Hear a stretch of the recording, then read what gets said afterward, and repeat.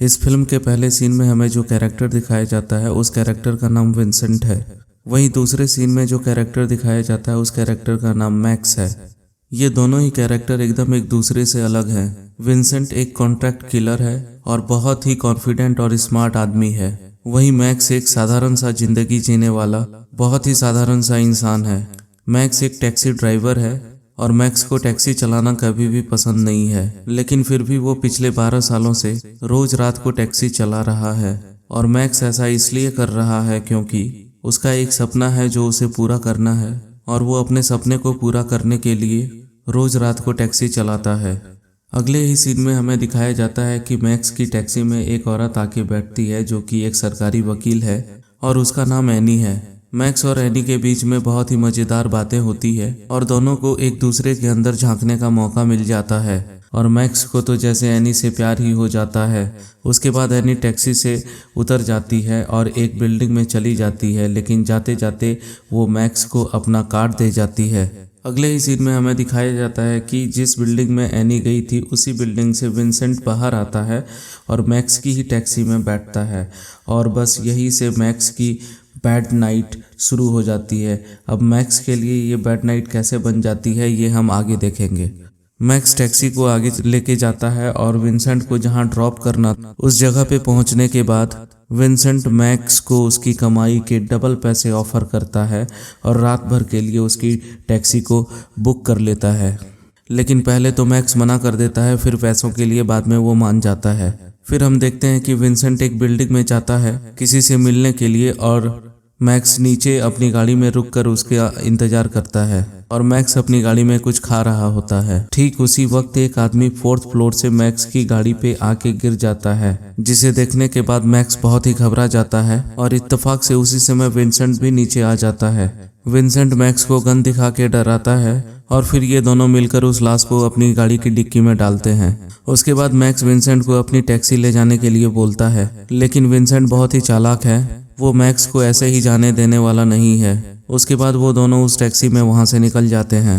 जिस आदमी को अभी अभी विंसेंट ने मारा है उस आदमी का इंतजार एक डिटेक्टिव कर रहा होता है। जब वो आदमी नहीं पहुंचता है तब वो डिटेक्टिव उसके घर पे चला जाता है और वहां के सारे नज़ारे देखने के बाद उस डिटेक्टिव को पता चल जाता है यहाँ पे कुछ हुआ है और फिर वो डिटेक्टिव पुलिस को भी इन्फॉर्म करता है और पुलिस की टीम को वहां पे बुला लेता है। अभी थोड़ी देर पहले जो कुछ भी हुआ मैक्स के साथ उससे मैक्स बहुत ही घबरा जाता है और वो विंसेंट के साथ बिल्कुल भी नहीं रहना चाहता है, लेकिन विंसेंट मैक्स को बिल्कुल भी जाने देने वाला नहीं है। जब वो दोनों टैक्सी में जा रहे होते हैं तभी उनको 2 पुलिस वाले रोक लेते हैं क्योंकि मैक्स की गाड़ी के खिड़की के शीशे टूटे हुए हैं और उसमें खून भी लगा हुआ है।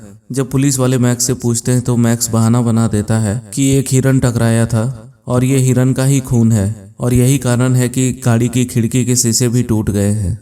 ये सुनने के बाद पुलिस वाले नहीं मानते हैं और वो मैक्स से गाड़ी की डिक्की खोलने के लिए कहते हैं और गाड़ी को जब्त करने की बात करते हैं।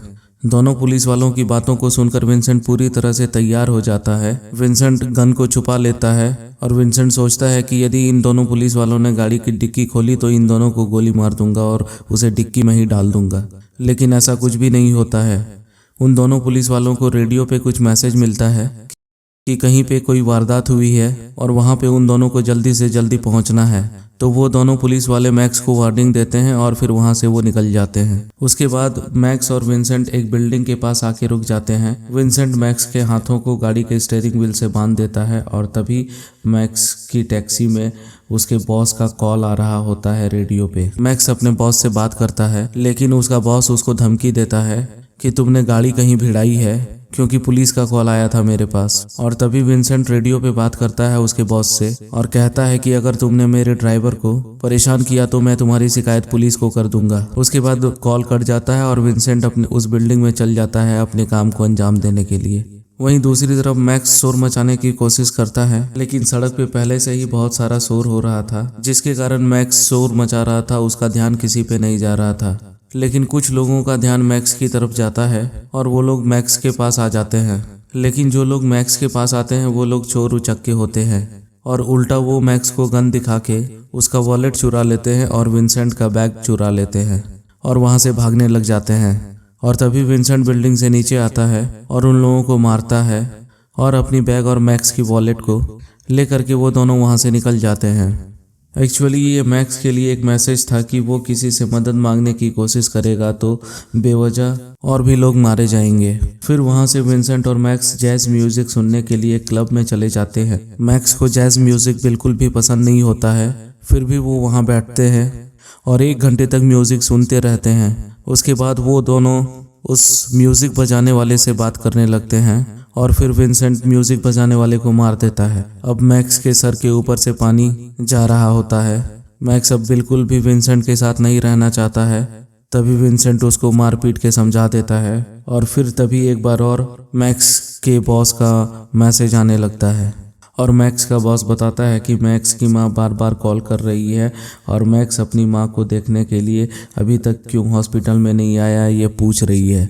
मैक्स अपने बॉस को मना कर देता है कि मैं आज नहीं जा पाऊंगा, लेकिन विंसेंट को लगता है कि अगर मैक्स नहीं गया तो लोगों को शक हो जाएगा और वो लोग मैक्स को भी और उसकी टैक्सी को भी ढूंढने लगेंगे। इसलिए विंसेंट और मैक्स दोनों चले जाते हैं हॉस्पिटल में मैक्स की माँ से मिलने के लिए।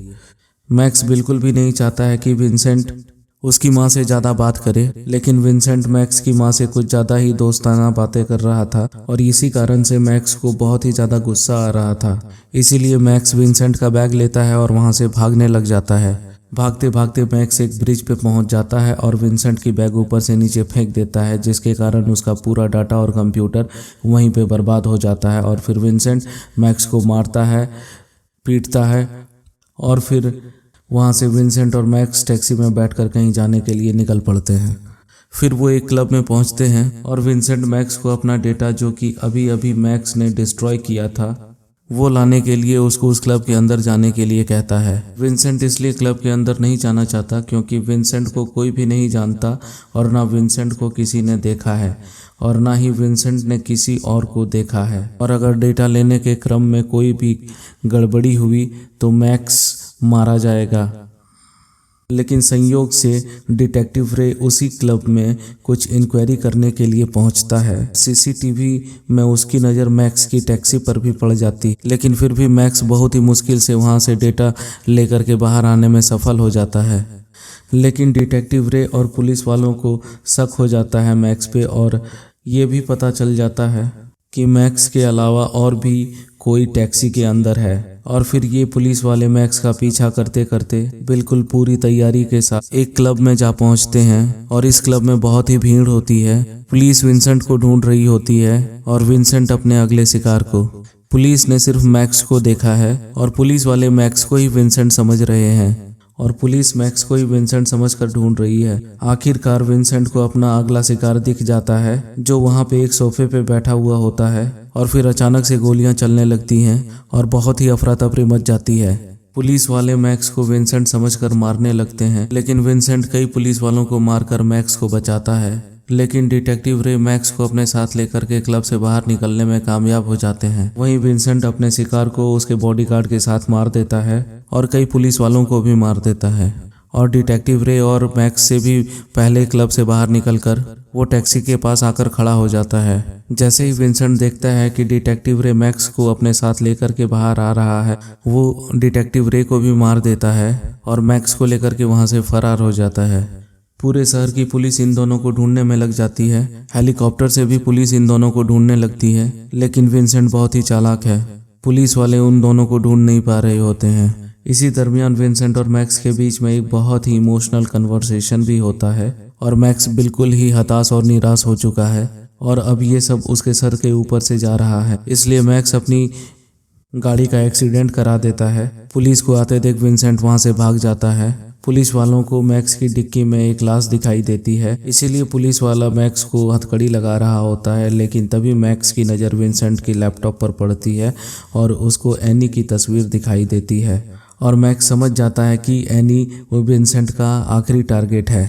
फिर मैक्स पुलिस वाले से लड़कर पुलिस वाले को हथकड़ी से बांध देता है और वहां से भाग जाता है और सीधा एनी की बिल्डिंग की तरफ भागने लगता है। मैक्स भागते भागते एक आदमी से फ़ोन छीन लेता है और एनी को फ़ोन करने लग जाता है। वहीं दूसरी तरफ दिखाया जाता है कि विंसेंट एनी के बिल्डिंग में पहुंच चुका है और एनी को ढूंढ रहा है। मैक्स एनी को बार बार फ़ोन करता है, लेकिन एनी फ़ोन उठाती ही नहीं है।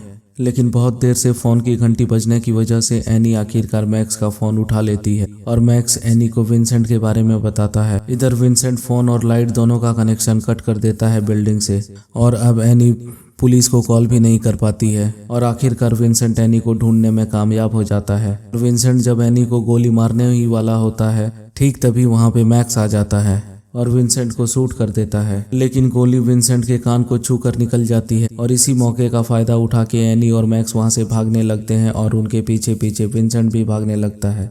भागते भागते वो एक रेलवे स्टेशन में पहुंच जाते हैं और उसी वक्त दो ट्रेन वहां पे आ जाती है। उन दोनों ट्रेन में से एक में एनी और मैक्स चढ़ जाते हैं और विंसेंट कंफ्यूज हो जाता है कि किस ट्रेन में उसको चढ़ना चाहिए, पर वो बहुत ही चालाक है। विंसेंट भी उसी ट्रेन में चढ़ जाता है जिस ट्रेन पे एनी और मैक्स चढ़ चुके हैं। मैक्स और विंसेंट एक दूसरे के ऊपर गोली चलाते हैं और विंसेंट को मैक्स की गोली लग जाती है और विंसेंट वहीं पर ढेर हो जाता है और ये मूवी यहीं पे खत्म हो जाती है।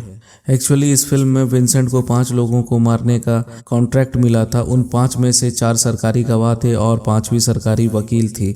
ये कॉन्ट्रैक्ट किसी बहुत बड़े आदमी ने दिया था जो किसी भी कीमत पर जेल नहीं जाना चाहता था।